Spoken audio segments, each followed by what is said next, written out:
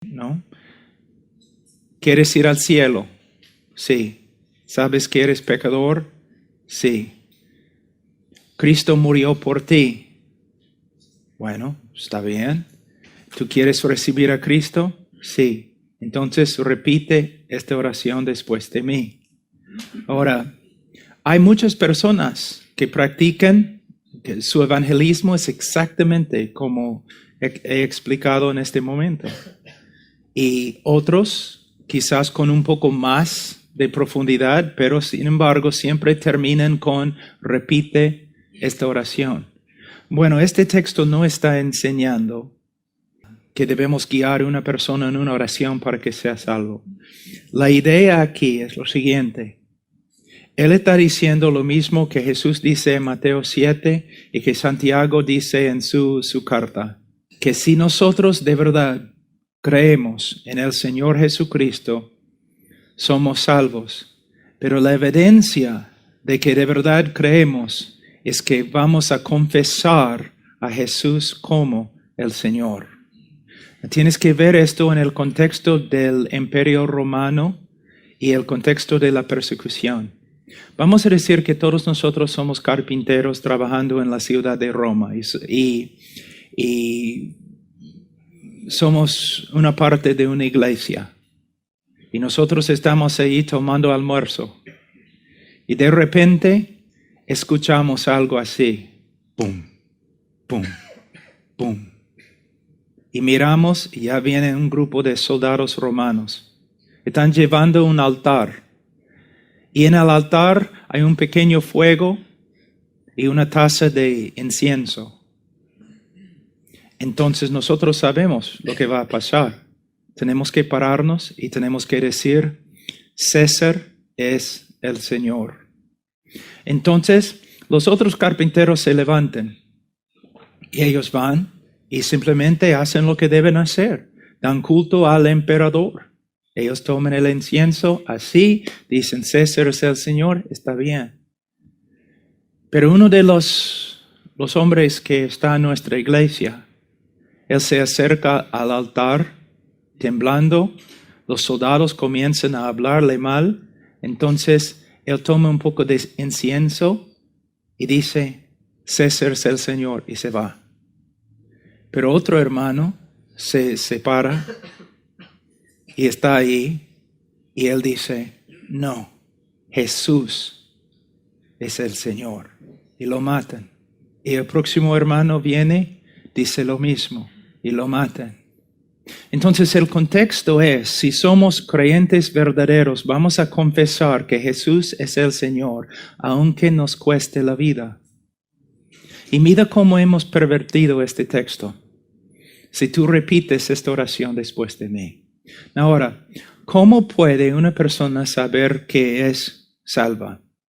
Martin Lloyd-Jones y otros, y yo también, porque creo que se encuentra en las Escrituras, ellos hablaron de tres cosas, tres verdades muy importantes. Primeramente, la lógica. La lógica.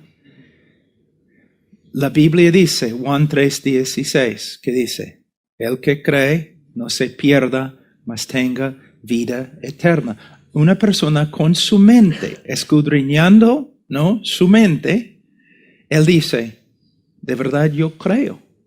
Yo creo lo que este texto está diciendo. Yo lo creo. Entonces es una evidencia, no una evidencia completa, pero una evidencia. La persona simplemente, escudriñando sus pensamientos, escudriñando su sinceridad, dice, bueno, lo que este texto dice, yo lo creo. Pero también hay algo más, la segunda cosa de la cual Martin Lloyd-Jones escribía, es algo subjetivo.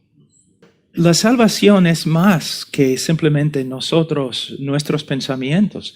Dios hace algo a nosotros. Por supuesto, es algo subjetivo, pero algo verdadero y algo que nosotros podemos saber. Dios ha hecho algo en mí. Ahora mis deseos, mis afectos, han cambiado. Y tengo paz.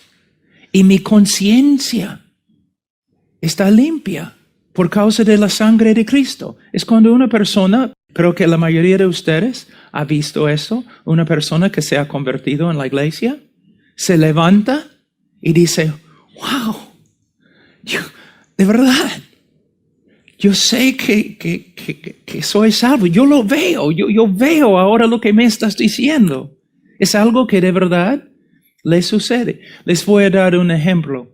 Yo estaba predicando en Canadá, muy cerca de Alaska, en una iglesia de como 20 personas.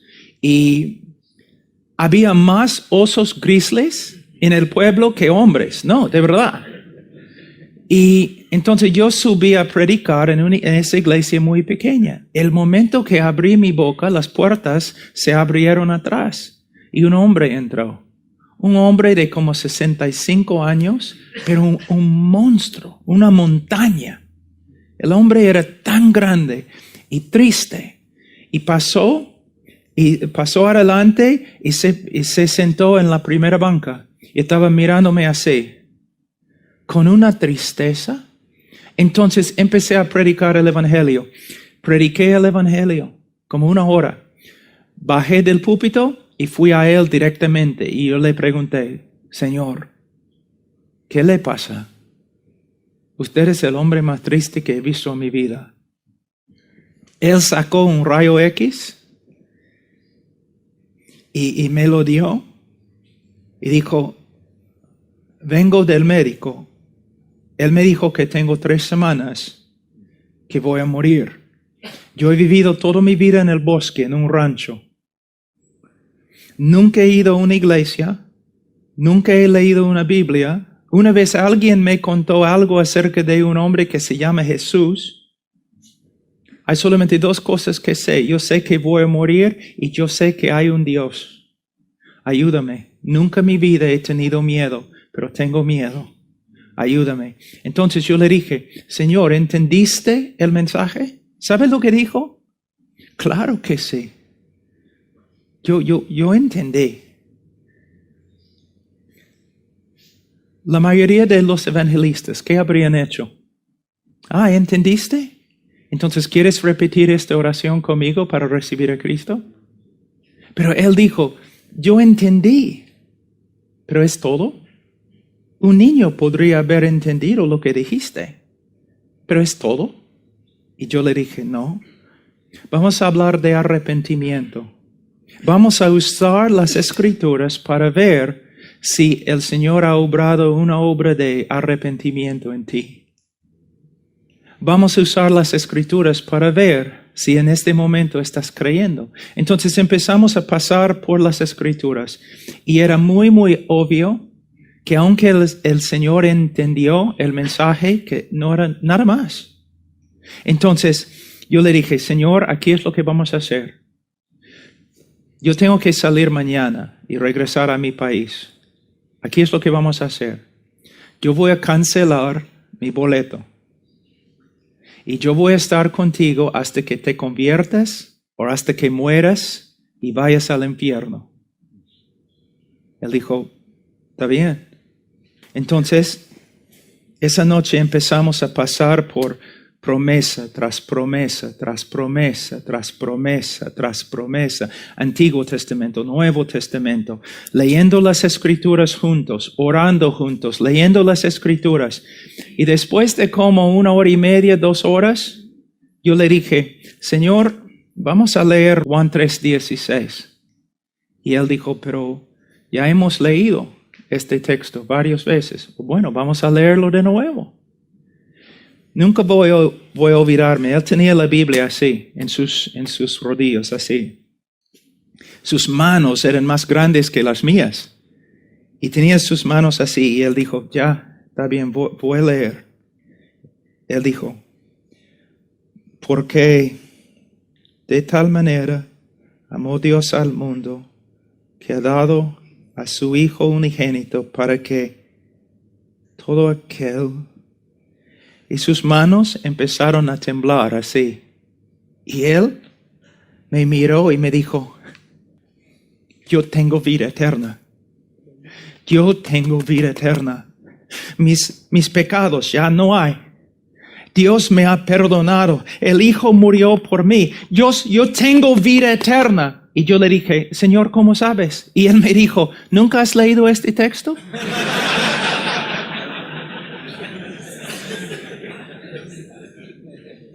¿Qué pasó? Algo esencial. El Espíritu de Dios regeneró su corazón. El Espíritu de Dios testificó a su corazón y a su mente que Él era Hijo de Dios. Él renació. Hermanos, si ustedes quieren aprender cómo hacer evangelismo, ustedes deben leer Spurgeon, Los Puritanos, Ichabod Spencer, Pastoral Sketches. El hombre, el predicador, es un doctor de almas.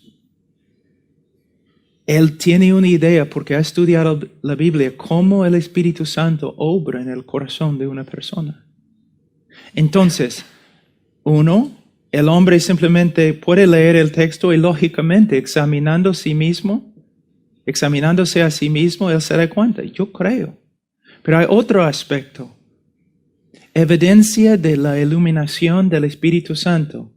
Imagínate, la mayoría de los evangelistas, ¿qué hacen? Después que una persona repite la oración, el evangelista dice, ¿Cristo ha entrado en tu corazón? Y si la persona dice, no estoy seguro, muchas veces el evangelista dice, pero por supuesto entró en tu corazón porque Él prometió que iba a entrar y Él no es mentiroso, entonces tú eres salvo. Mira, tú tienes la autoridad de enseñar a alguien cómo ser salvo. Tú no tienes la autoridad de declarar que una persona sea salva. El tercer medio es la continuación del arrepentimiento y fe, llevando fruto, creciendo en santificación. La santificación es evidencia de la justificación.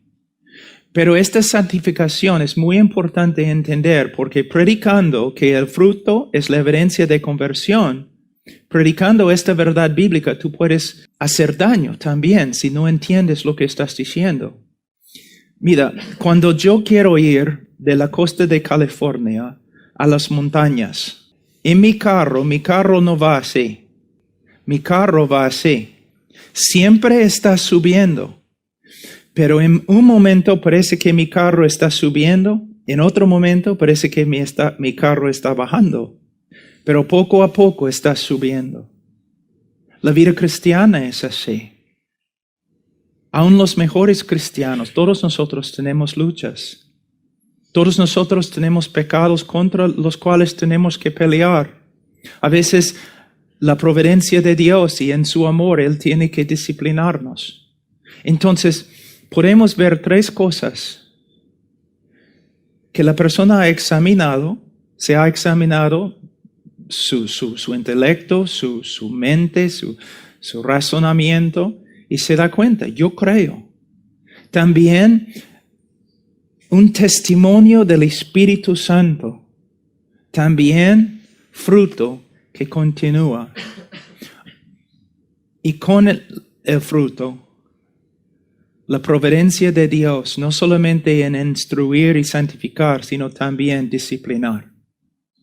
Mira, dice, Jacob amé, Esaú, ¿qué?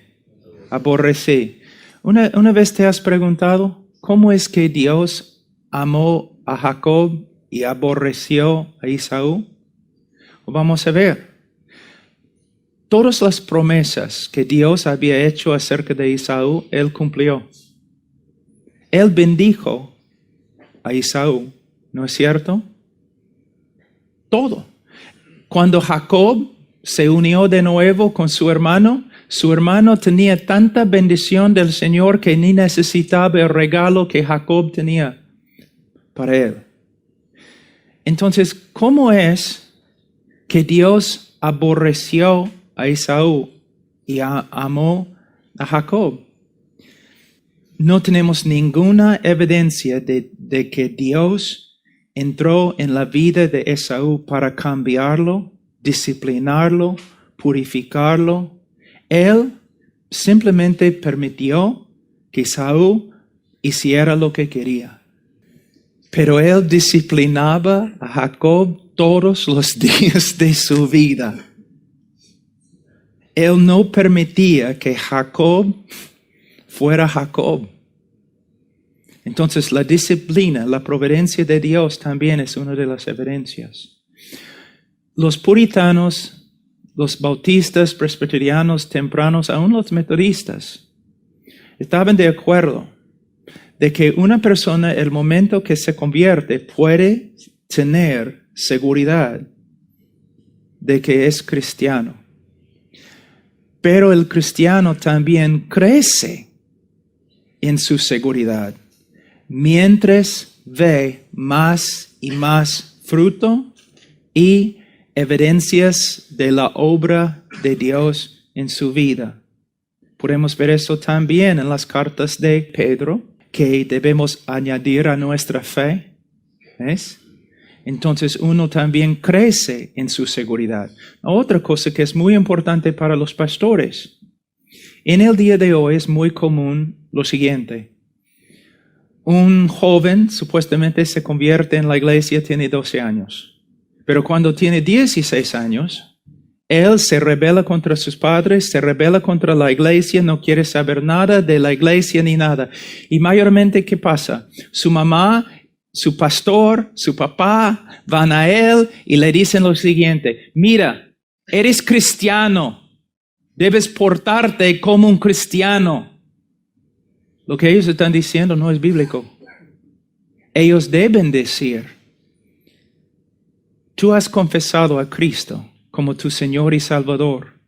Fuiste bautizado, pero en este momento no estás demostrando el fruto de un creyente, sino el fruto de un incrédulo. Y si tú sigues en este camino sin disciplina, sin arrepentimiento, es evidencia que nunca conociste al Señor.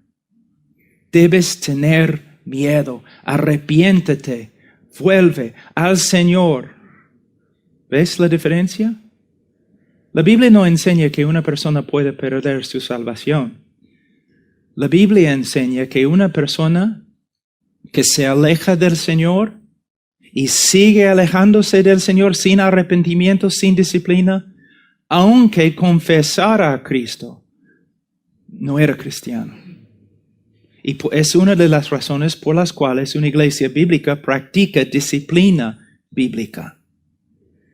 Pastores, ¿sabe qué? En algunas confesiones antiguas, una iglesia que no practicaba disciplina bíblica era una iglesia apóstata. No era una iglesia bíblica.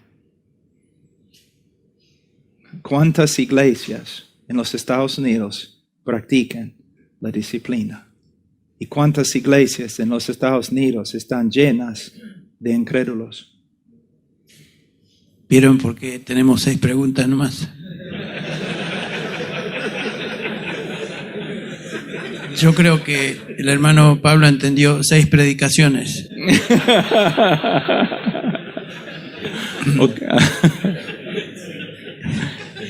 Una pregunta que aparece aquí, que sin duda la voy a poner en este orden porque va junto con lo que él acaba de decir y lo tocó superficialmente. Según Hebreos 10:26, ¿se puede perder la salvación? Dijiste que no, tal vez sería bueno explayarte ahí. Vamos a rápidamente, si puedo hacer tal cosa. Hebreos 6. Primeramente necesitamos tener bastante cuidado. Hay algunos principios de la hermenéutica que debemos reconocer. Primeramente, no formamos una doctrina basada en solamente un texto. Tampoco vamos a formar una doctrina basada en un texto no muy claro. Nosotros formamos una doctrina basada en todos los textos. Entonces, cuando nosotros estudiamos el Nuevo Testamento, hay un testimonio inmenso con respecto a la seguridad del creyente. Entonces, cuando nos acercamos a este texto, necesitamos tener bastante cuidado. ¿Por qué? Porque aún entre los que dicen que se puede perder la salvación, hay varias interpretaciones. Y también los que dicen que este texto enseña que uno puede perder su salvación, muchos de ellos dicen que pueden perder la salvación, pero pueden volver a tener la salvación de nuevo. Pero este texto definitivamente dice que si tú puedes perder la salvación, no puedes recuperar la salvación. Entonces, necesitamos tener cuidado porque entre los que dicen que se puede perder, ellos tienen varias interpretaciones de este texto. Entonces, solamente estoy diciendo que debemos tener bastante cuidado si vamos a formar una doctrina basada en un texto no muy claro. Pero a la vez digo que este texto yo creo que no es tan difícil como personas piensan. Hay algo interesante.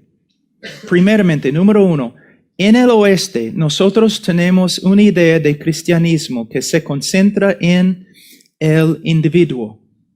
Que el cristianismo tiene que ver con el individuo. Y nosotros hemos perdido la idea de la comunidad cristiana y la obra del Espíritu Santo en la comunidad cristiana. ¿Me entienden, hermanos? Entonces, capítulo 6, versículo 4, porque es imposible que los que una vez fueron iluminados y gustaron del don celestial y fueron hechos partícipes del Espíritu Santo y asimismo gustaron de la buena palabra de Dios y los poderes del siglo venidero y recayeron, sean otra vez renovados para arrepentimiento, crucificando de nuevo para sí mismos al Hijo de Dios y exponiéndole a vituperio.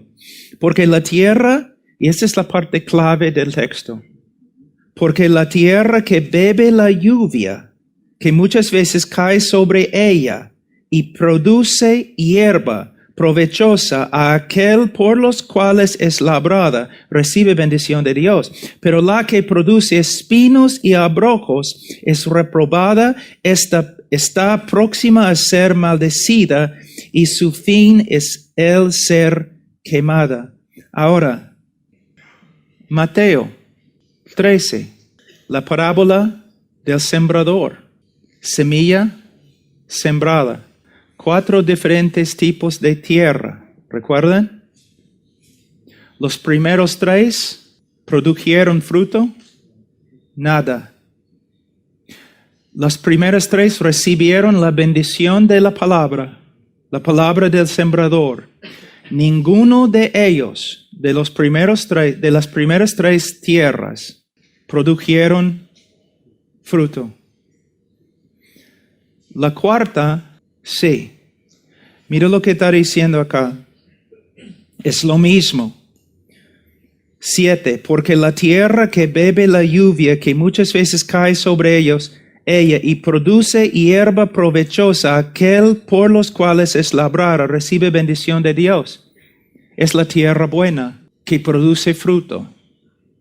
Y demuestra por medio de su fruto que de verdad es creyente. Pero, dice, la que produce espinos y abrojos. Estas personas nunca producían fruto. Nunca. Entonces yo creo que debemos relacionar esto con la parábola del sembrador y la enseñanza que se encuentra en todo el Nuevo Testamento. Simplemente de nuevo. La evidencia de la fe verdadera es el fruto de la vida de una persona. Una persona nunca produce fruto, no es creyente. Ahora, tenemos que mantener esta enseñanza también en el contexto de perseverancia. Una de las evidencias más grandes del cristianismo verdadero es perseverancia. Una persona puede confesar a Cristo y un tiempo parece también que lleva fruto, pero en tiempo deja de llevar fruto y vuelve al mundo. Entonces Pablo dice en Filipenses capítulo 1, el que comenzó en vosotros la buena obra, la perfeccionará. En este caso, no. Ellos no perseveraron en el Evangelio y en la verdad de Cristo. Entonces, hermanos, las advertencias de apostasía son necesarias, son verdaderas, pero las advertencias se predican a toda la congregación. Y dentro de la congregación, de todas las personas que confiesan a Cristo, no todos son creyentes. Y los que se apartan de la fe cristiana demuestran que nunca han sido salvos. Podemos hablar algunas horas más, pero no tenemos tiempo. Esto viene de las pláticas que escuchamos de parte tuya. Dice la pregunta aquí, ¿cuánto tiempo debiera orar un pastor cada día sin dejar de lado sus demás ocupaciones? Depende. Primeramente, hermano, aquí es lo que debemos hacer. Recuerden lo que dije acerca de la suficiencia de la Escritura. Que no solamente la Escritura es inspirada, sino también es suficiente. Y nosotros tenemos que ordenar nuestra vida por medio de lo que la palabra dice. Si eres pastor, entonces ¿estás de acuerdo que tu tarea principal es la palabra y la oración? Porque es lo que la Biblia dice. Ahora, lo que hago es lo siguiente. Usando lo que sé de las Escrituras, yo escribo prioridades en mi vida. Y después de escribir todas las cosas que creo que tengo que hacer, según la prioridad de las Escrituras, luego yo miro todas estas cosas que tengo que hacer a la luz de los 24 horas al día que tengo. Y primeramente voy a tener que probablemente eliminar muchas cosas de mi vida. Entonces, yo les voy a dar las prioridades como yo las veo en mi propia vida. Mi primera prioridad es mi relación con el Señor. Cultivando mi relación con Él y cultivando conformidad a su imagen. Es por medio de el estudio de la palabra de Dios y oración. Ahora, ¿qué hago?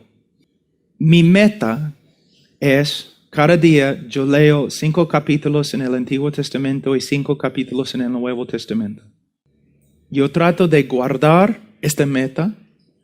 Ahora, hay otros hombres que pueden leer 10 capítulos todos los días en el Antiguo y el Nuevo Testamento. Hay otros que solamente pueden leer 3. Pero es una disciplina de mi vida leer el Nuevo Testamento de Mateo a Apocalipsis y Génesis a Malaquías. ¿Por qué? Porque necesito tener un conocimiento general de todas las Escrituras. Muchos jóvenes predicadores, ellos son expertos en el libro de Romanos, pero ni pueden encontrar Malaquías en sus Biblias. O Habacuc en sus Biblias.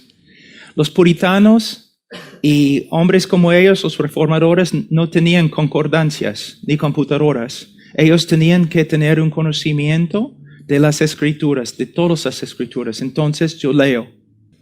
También oro en la mañana. Oro en la mañana. Todo mi tiempo de oración en la mañana. Mayormente 1 hora. Por lo menos 1 hora de intercesión, hermanos. Yo tengo hijos todavía no convertidos. Yo tengo una esposa.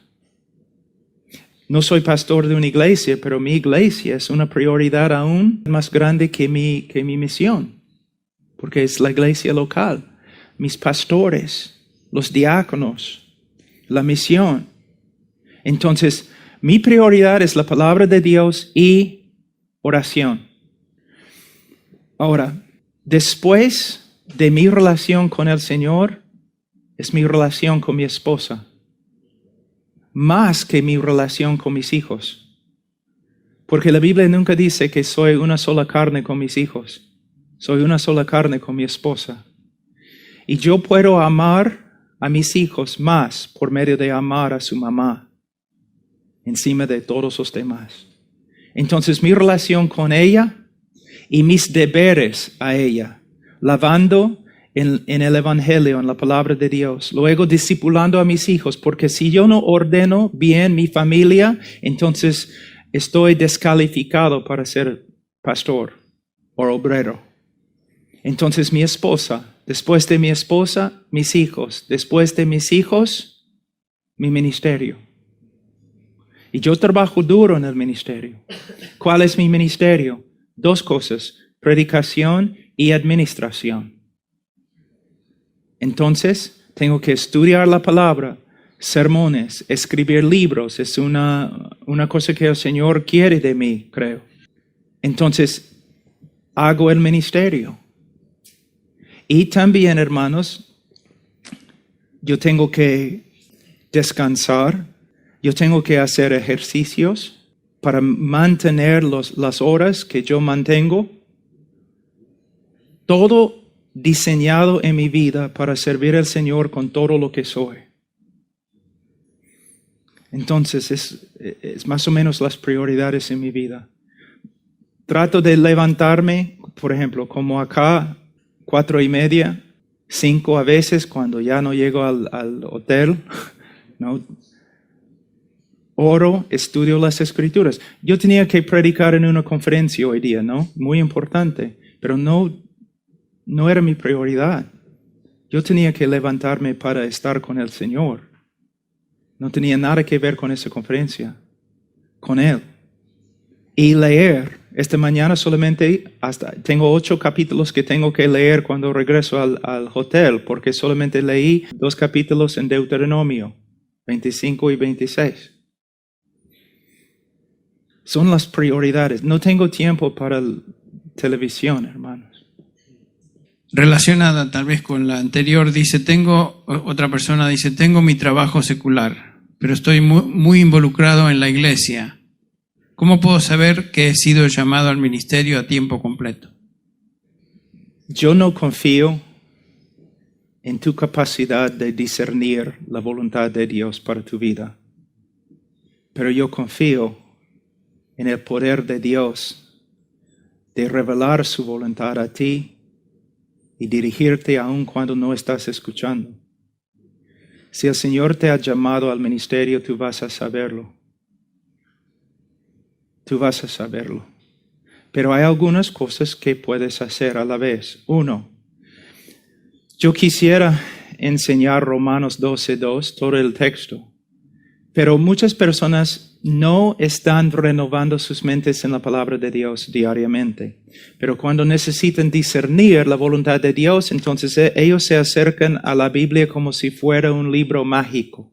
Señor, necesito saber tu voluntad. Entonces, algunos de ustedes están riéndose porque lo han hecho. ¿No? O estamos esperando, Señor, si tú quieres que yo entre en el ministerio, que se explote el foco, ¿no? Algo así. Mira, ¿cómo podemos saber la voluntad de Dios? El primer paso es renovando nuestra mente con la palabra de Dios y vamos a saber lo que es la voluntad de Dios. Entonces, estudiando las Escrituras, una vida de oración y consejos de hombres sabios. Aquí es un problema. Cuando el cimiento está mal, todo está mal. Mira cómo personas en el día de hoy piensan o están tratando de discernir la voluntad de Dios, pero fuera del contexto de la iglesia local y fuera del contexto de los ancianos.